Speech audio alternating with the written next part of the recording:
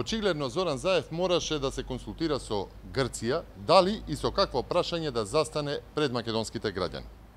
Среде владата на Република Македонија, во својство на премиер на Република Македонија, Зоран Заев за грчкиот национален медиум се само цензурира да не случајно изговори Македонија, да не го изговори името на државата.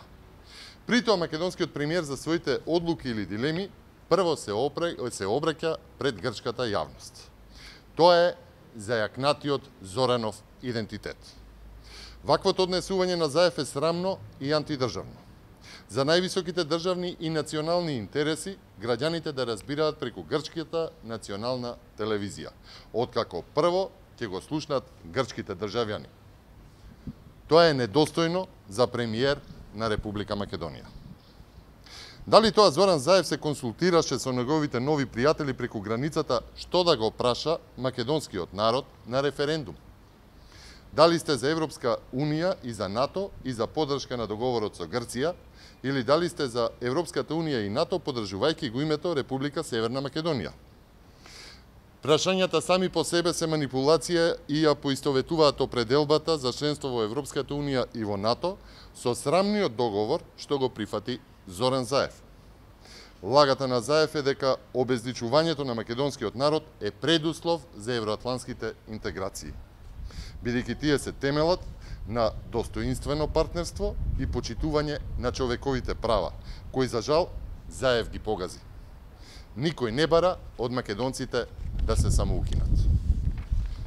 Зоран Заев упорно го лаже македонскиот народ кога вели дека сака да изгради консензус пред да ги дефинира, например, референдумското прашање, а потоа да го соопшти. Зоран Заев во целиот овој процес за обезличување на државата и на македонскиот народ ги исклучи опозицијата, го исклучи народот, го исклучи председателот на државата.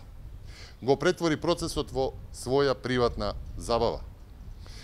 Но сега гледаме дека му е важно да има допир со грчките националисти. Важно му е да го допре Каменос. Дали тој допир му е подрак од допирот со македонскиот народ, со македонската опозиција, со македонскиот председател? Ова мора да престане. Граѓаните ќе застанат пред заканата по македонскиот идентитет, пред девастирањето на државата по сите основи. ВМРО ДПМН ќе застане на браникот заедно со народот. Токму затоа ги повикуваме сите оние што се противат на ваквите девастирачки политики на Зоран Заев и неговата свита во владата, утре во 13 часот да се приклучат на протестниот марш на ВМРО ДПМН во Струмица. Народот ќе победи. Македонија ќе победи.